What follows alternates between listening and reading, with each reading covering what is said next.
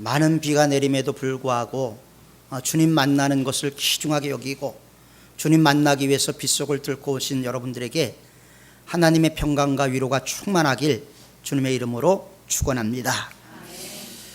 인간이 듣는 말 중에서 가장 힘든 말이 무엇일까요? 절망적인 말이 무엇일까요? 당신이 살 날이 얼마 남지 않았으니 이제 당신은 곧 죽을 것입니다. 죽음을 준비하십시오. 이 말일 것입니다. 이 말을 들을 때 사람들마다 반응이 다 틀리겠지요. 미국의 엘리자베스 큐볼로 로스라는 박사가 200명의 죽어가는 사람을 대상으로 설문조사를 했습니다. 처음 죽음에 대한 이야기를 들었을 때 다시 한번 검사해 보라고, 절대 그럴 일이 없을 거라고 이렇게 이야기하면서 심지어는 당신이 의사가 맞냐 이런 이야기를 한다고 합니다. 두 번째 단계는 분노의 감정을 갖게 된답니다. 당신 때문에 죽게 되는 것이고 나는 더 오래 살고 싶다고 마음속에 있는 희망이 분노의 감정이 되어 표출이 된다는 것입니다. 그리고 세 번째로 타협의 단계에 오게 된답니다. 다시 한번 건강이 주어진다면 내가 이웃과 좀 화목하고 그동안 서먹서먹했던 사람들과 좀 친밀하고 하나님께 좀 더 충성하는 삶을 살겠다 이렇게 결단하면서 하나님 앞에 타협을 합니다. 이때 많은 사람들이 자기 자신의 삶을 되돌아보기도 하고 깨어진 관계를 회복하기도 하고 용서하고 또 용서를 구하기도 합니다. 그러자 네 번째 단계를 넘어서면 이제 슬픔의 단계가 온답니다. 이제는 죽는 거구나.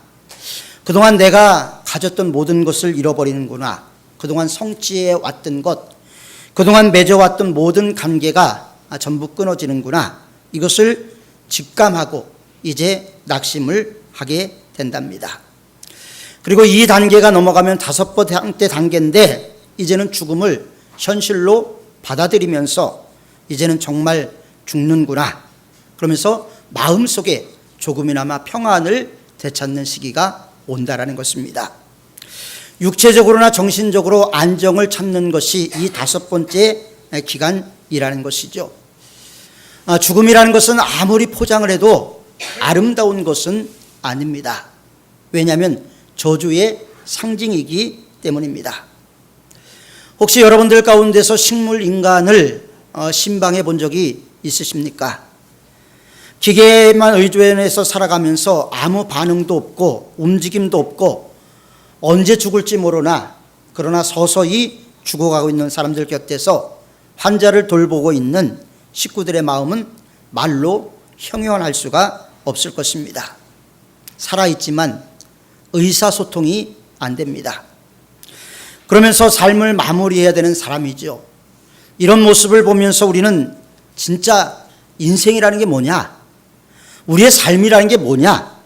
또 죽음이라는 것이 무엇냐? 이것을 놓고 아주 심한 갈등을 느끼고 그 갈등에 빠지기도 합니다. 오늘 우리가 읽은 성경 말씀에서 하나님은 사대교회를 향해서 듣지 말아야 될 말씀을 선포하고 계십니다. 내가 살았다 하는 이름은 가졌으나 죽은 자로다. 살았다는 이름은 가지고 있지만 죽은 자다. 이런 선포를 받은 이 사대교회. 그렇다면 사대교회가 도대체 어떤 교회이길래 이런 예수님으로부터 책망을 듣게 되었을까? 사대교회가 예수님으로부터 이런 말을 들을 정도로 절망적이고 타락하고 우상숭배가 극심했던 교회였을까? 사대교회에 대해서 먼저 생각해 볼 필요가 분명히 있습니다. 역사적인 정황과 문화적인 정황을 살펴보면 예수님의 말씀이 이 사대교회와 정반대였음을 알 수가 있습니다. 사대교회는 투물로스 산봉우리 위에 세워져 있었고요. 그 450m나 되는 절벽에 3면이 둘러싸여 있기 때문에 이 입구만 잘 지키면 아주 난공불락의 요새였습니다. 그리고 이 지역에는요, 특산품, 농산물이 많았고 무역과 교역을 통해서 많은 부를 축적했고 심지어는 사금까지 나오는 지역이라서 이 지역에 부라는 것은 가히 상상할 수가 없었던 것입니다.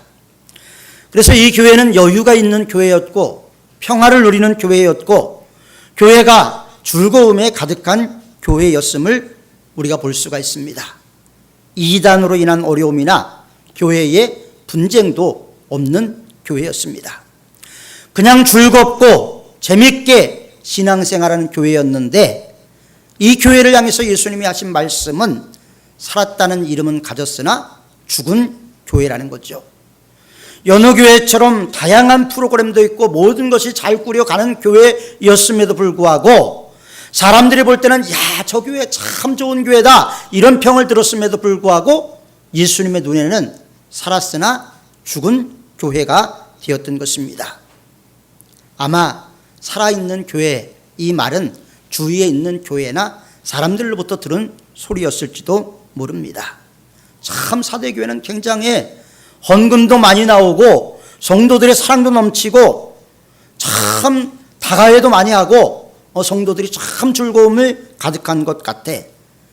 그렇게 주위로부터 이야기를 들었을지는 모르겠지만 사대교회는 부를 노리다가 주후 17년에 지진으로 인해서 멸망을 당하고 맙니다. 오늘 사대교회에 말씀하신 하나님은 오늘 우리 교회를 보면서 어떻게 말씀하실까? 삼은교회는 살았다는 이름은 가졌으나 실상 죽은 교회라고 말씀하지는 않으실까? 우리들끼리는 생각합니다. 교회 학교도 있고 찬양대도 있고 장로님도 있고 권사님도 있고 집사님도 있으니까 세상적으로 봤을 때는 웬만한 교회가 갖추고 있는 모든 것을 갖추고 있으니까 우리는 살아있는 교회야. 우리 전도도 하잖아. 요즘 우리 찬양대가 참 아름다운 찬양으로 계속해서 은혜를 끼치는데 우리 교회는 살아있는 교회야. 우리끼리는 이렇게 말할 수 있을지 모릅니다. 그런데 이것이 우리의 생각일 뿐이지 주님의 생각이라는 것을, 주님의 생각이 그렇다라는 것을 우리는 보장할 수가 없는 것입니다. 사대 교회에 대해서 어떤 주석가는 이렇게 말했습니다. 영혼 없는 배우다. 영혼이 없는 배우라는 거죠. 형식은 있지만 마음이 없고 말씀 안에서 그리스도를 소유했지만 그리스도의 말씀대로 살지 않고 그리스도를 이용하는 교회였다라는 것입니다. 바른 신념은 있지만 행위는 존경할 만한 것이 없는 교회라고 말을 했습니다. 경직된 교리가 있고 외형적인 예절은 있었지만 사랑이 없고 그리스도 자신이 정작 교회의 주인이라고 말하면서 교회 안에서는 예수님을 찾아볼 수 없는 교회가 바로 사대 교회였다는 겁니다. 다르게 말하면 결혼 반지를 끼고 다니면서 다른 이성을 만나고 다른 사람에게 마음을 두고 있다는 의미일 것입니다. 그런데 죽은 교회의 특징이 뭐냐면요, 죽은 교회의 특징은 성령과 관계가 없다라는 거예요. 가장 심각한 문제는 교회의 성령이 역사해야 되는데 성령과 관계없이 열심히 일을 합니다. 열심히 봉사합니다. 전도도 합니다. 구제도 합니다. 그런데 그랬다 해서 살아있는 교회다 말할 수가 없다라는 것이죠. 포도나무가 줄기에 붙어 있지 않으면 죽어 있는 거죠. 메말라 있는 거죠. 나무에 붙어 있기는 하지만 안으로 상처를 입었을 때 그 가지가 시들어버리는 것을 우리는 종종 볼 수가 있습니다. 포도나무와 마찬가지로 하나님과 성령과 끊임없는 교제가 없을 때 살아있는 이름은 있지만 실상은 죽을 수가 있다라는 겁니다. 성령의 인도함을 받지 않는 활동은 영적으로 죽은 것입니다. 물론 사대교회 안에도 좋은 교훈이 있었습니다. 좋은 프로그램이 있었습니다. 아주 훌륭한 회중들이 있었습니다. 그 가운데에서는 훌륭한 건축물과 존경받을 만한 인물들도 분명히 있었습니다. 그럼에도 불구하고 주님의 평이 우리의 마음을 거슬리게 합니다. 살았으나 실상은 죽은 교회다.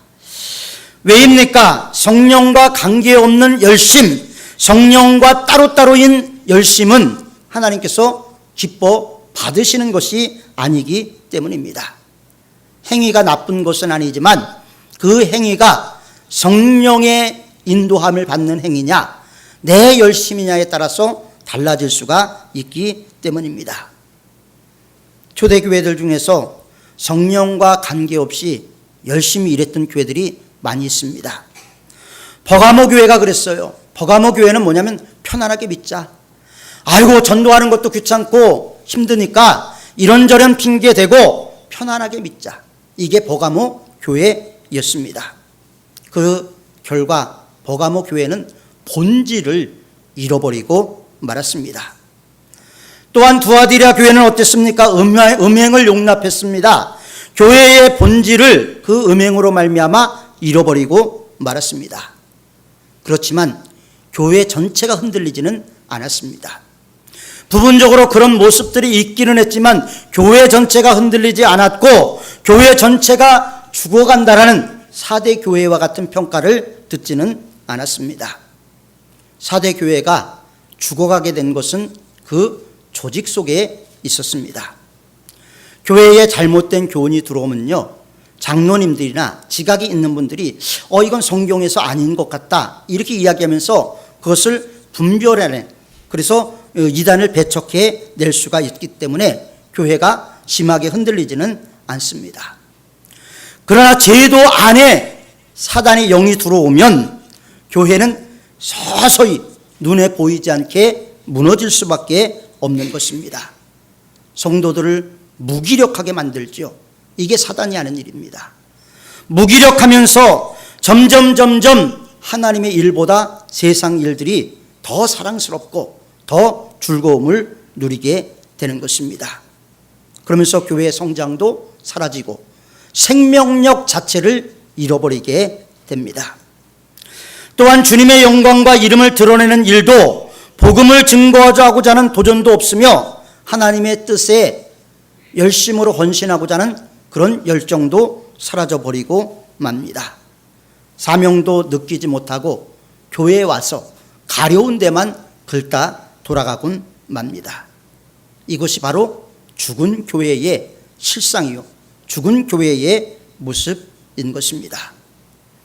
교회가 잘못된 제도를 가지고 있을 때 성령의 역사를 맡는 핵심적인 역할을 할 수 있다는 것을 우리는 2000년 교회 역사를 통해서 살펴볼 수가 있었고, 종교개혁이 일어나게 된 원인도 바로 이런 것에 대한 개혁으로부터 출발이 된 것입니다.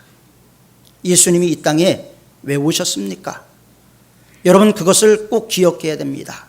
예수님이 오신 목적, 그리고 우리를 부르신 이유, 예수님께서 우리에게 주신 사명의 목적이 무엇인가, 우린 이것을 우리 뼛속에 깊이 각인을 해야 하는 것입니다. 우리를 구원하시고 우리를 제자 삼으시고 다른 사람들에게 복음을 증거하여 하나님의 나라가 확장되기를 원하는 것이 하나님의 목적이요, 하나님의 뜻이었습니다. 예수님께서 이것 때문에 오셨죠. 예수님이 이것 때문에 십자가를 지셨죠. 예수님이 이것 때문에 사망 권세를 깨고 부활하시고 승천하신 것입니다. 그리고 예수님은 승천하실 때 이 일을 교회에다 맡겼습니다. 예수님이 하셨던 모든 일들을 교회에다 맡겼고, 교회는 그 사역을 감당하기 위해서 효과적으로 하나님의 뜻을 이루어 가기 위해서 조직과 제도가 필요하게 되었던 것입니다. 교회에서는 하나님의 말씀이 계속되고 성도들은 흩어져서 복음을 증거하므로 하나님의 나라가 점점 넓어져야 되겠죠. 이것이 교회가 해야 될 본질이요, 목적이요, 하나님의 뜻인 것입니다. 그래서 목사를 세웠습니다. 목사는 하나님의 말씀이 이거다 선포하면 그 선포로서 사명이 다하게 되는 것입니다. 성도들을 도전하고 하나님의 말씀이 이러니까 하나님의 말씀대로 사십시오, 하나님의 뜻대로 행하십시오, 이것을 선포하는 게 목사지요. 목사를 세운 목적이 바로 여기에 있습니다.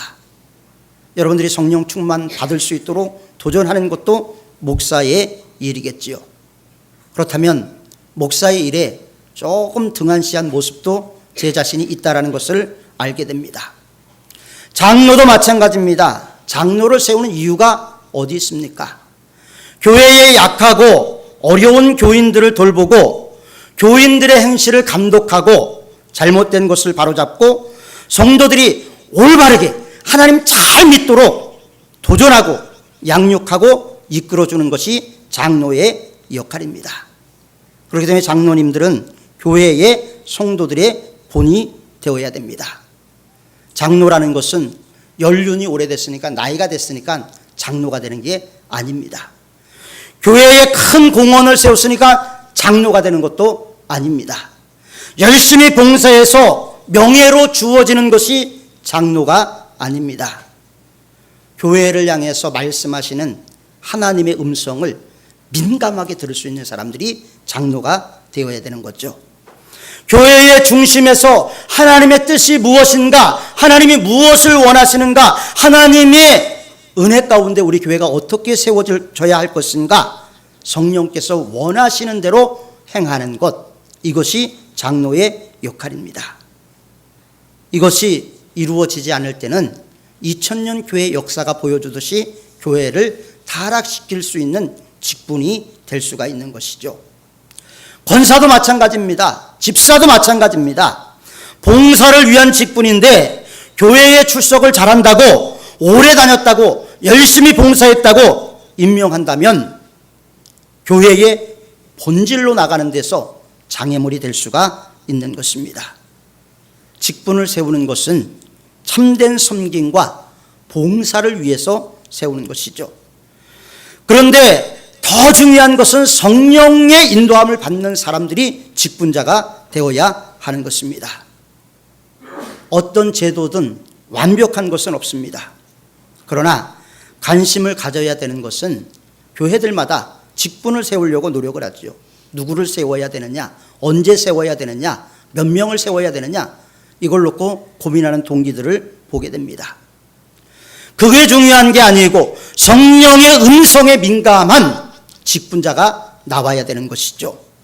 하나님의 목적 앞에서, 하나님의 말씀 앞에 순종하고 하나님의 목적대로 행할 수 있는 직분자들이 나와야 하는 것입니다.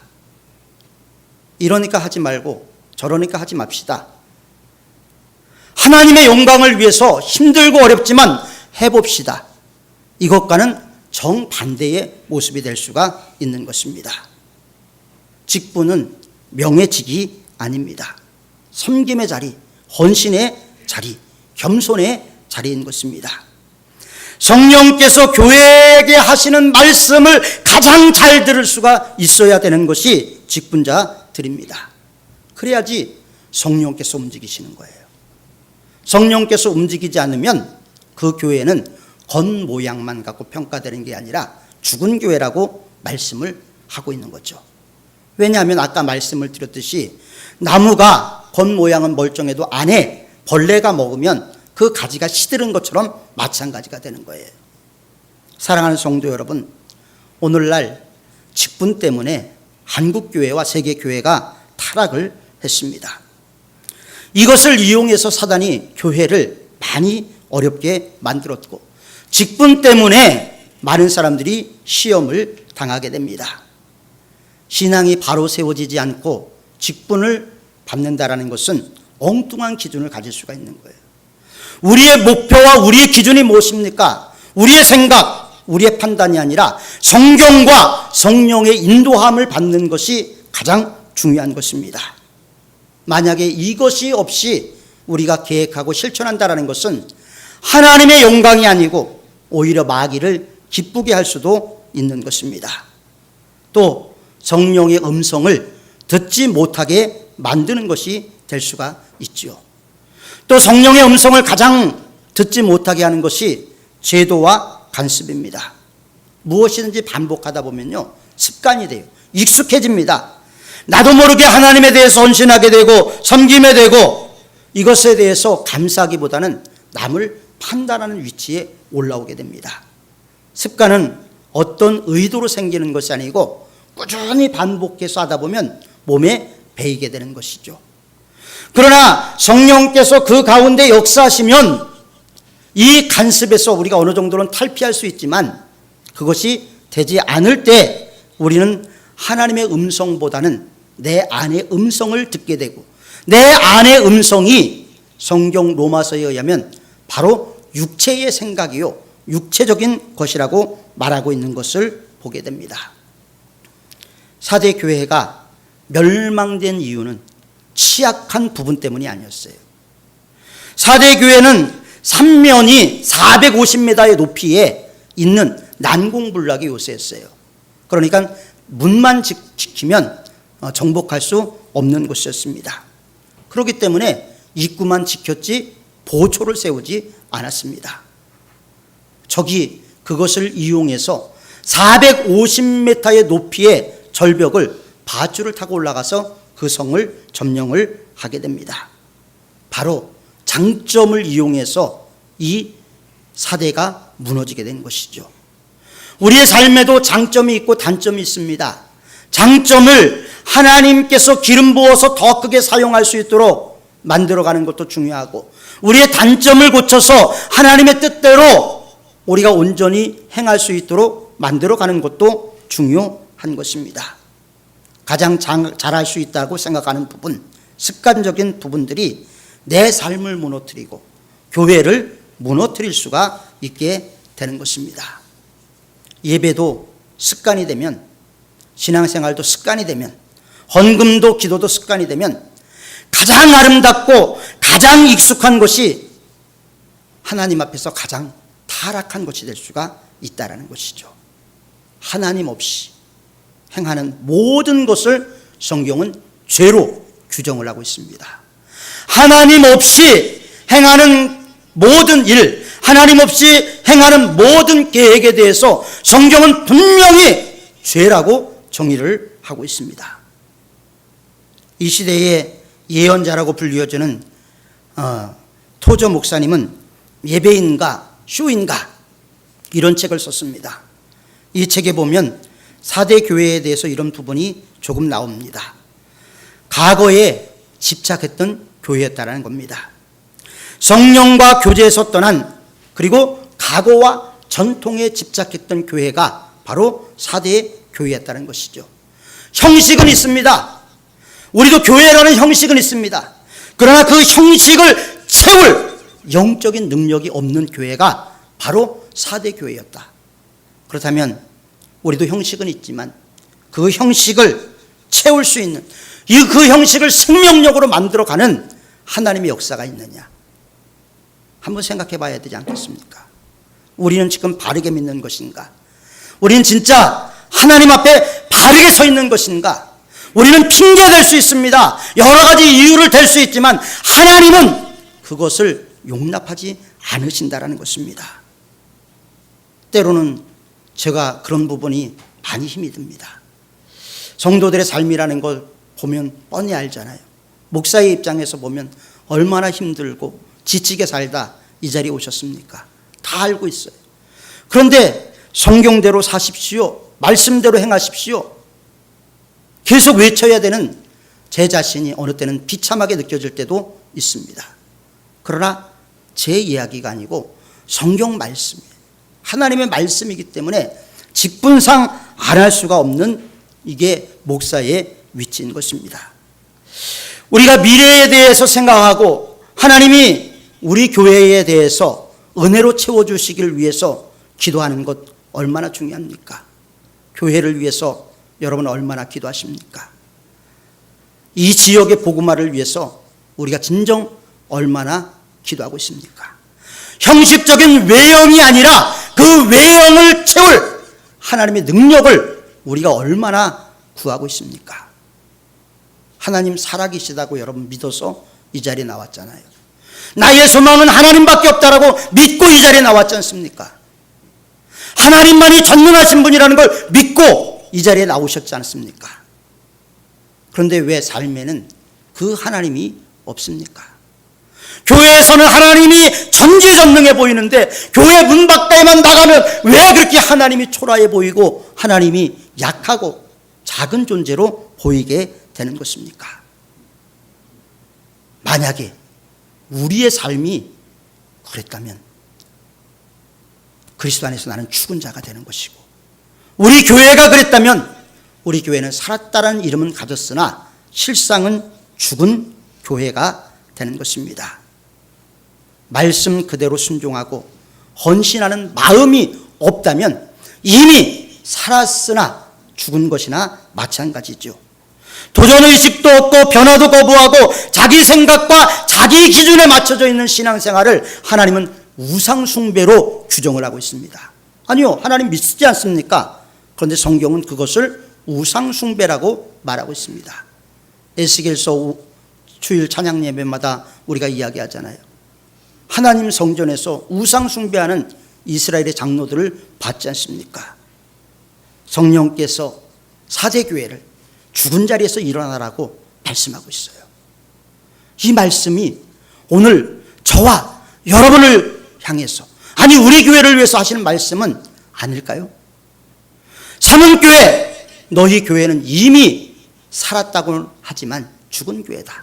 그러나 이제 깨어나야 된다, 살아나야 된다, 회복돼야 된다, 이렇게 말씀하고 계시지는 않을까요? 에스겔 37장에 보면 에스겔 골짜기의 마른 뼈가 하나님의 군대가 됩니다. 성령께서 역사하시면 되는 거예요. 우리에게 가장 필요한 것은 하나님의 뜻 안에서 성령의 기름 부으심과 성령의 인도하심과 성령의 함께하심이 우리에게 필요한 거예요. 우리 한 사람 한 사람 모두에게 이것이 이루어질 때 교회가 생력이 생동감 있고 하나님의 말씀이 살아 역사하기 때문에 살아나는 교회가 될 수가 있는 거예요. 에스겔 골짜기의 마른 뼈가 하나님의 군대가 됐던 것처럼 우리가 그렇게 될 수가 있는 것입니다. 사랑하는 성도 여러분, 우리 교회가 이름은 살아있지만 주님 보시기에 죽어가고 있는 교회는 아닙니까? 모이는 것이 죽어가고, 전도하는 것이 죽어가고, 사랑하는 것이 죽어가고 있는 교회는 혹시 아닐까요? 이름은 있지만 죽어가고 있는 것이 저와 여러분은 아닐까요?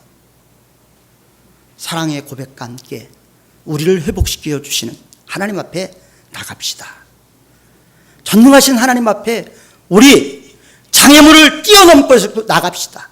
나가서 주님 붙잡고, 주님, 나는 거의 죽을 지경에 있습니다. 하나님, 나를 살려주옵소서. 나를 회복시켜 주옵소서. 내 안에 살았다는 이름이 충만하게 하시고 죽었다라는 것이 내 안에 떠나갈 수 있도록 역사해 주옵소서. 그리하여 살아계신 하나님, 전능하신 하나님이 나를 통해서 온 세상에 몸으로, 삶으로 선포되게 도와주옵소서. 기도해야 되지 않겠습니까? 하나님은 우리를 사랑하십니다. 포기하지 않습니다. 그러나 마지막 선이 넘어갔을 때 하나님은 우리를 가감하게 심판하실 날이 오실 것입니다. 그 심판대 앞에서 저와 여러분들은 진짜 주님의 질문 앞에 대답할 것이 무엇인가 생각하면서 하나님 앞에 다시 한번 신앙의 부흥, 신앙의 회복이 일어나기를 주님의 이름으로 축원합니다. 기도하겠습니다. 하나님 아버지, 오늘 무거운 말씀을 우리가 나누었습니다. 하나님, 우리는 축복의 말씀을 듣기를 원하고 은혜의 말씀을 듣기를 원하고 위로의 말씀을 듣기를 원하지만 성경의 더 많은 말씀들이 우리를 질책하고 우리를 회복시키기 위한 하나님의 말씀임을 우리가 잘 알고 있습니다. 오늘 들은 말씀 우리 뼛속에 새길 수 있도록 인도하여 주시고 하나님께 돌아가야 우리가 산다라는 것을 깨달을 수 있도록, 그래서 실천할 수 있도록 하나님 도와주시고 인도하여 주옵소서. 우리가 세상을 살아가면서 하나님 없이 살아갔던 것이 얼마나 많이 있습니까? 내가 무엇을 계획할 때도 하나님 없이 내 뜻대로, 신앙생활도 하나님 없이 내 뜻대로 살아왔던 것들이 너무나 많이 있습니다. 이제는 돌아서게 역사하여 주옵소서. 하나님만 붙잡고 하나님만 의지하고 하나님의 인도함을 받는 저희들이 다 되어서 하나님, 우리가 노력해서 얻은 것보다 하늘에서 부어주시는 더 큰 축복을 누릴 수 있는 우리 사문의 성도들이 다 되게 축복하여 주옵소서. 예수님의 이름으로 기도하옵나이다. 아멘. 우리 주신 말씀 생각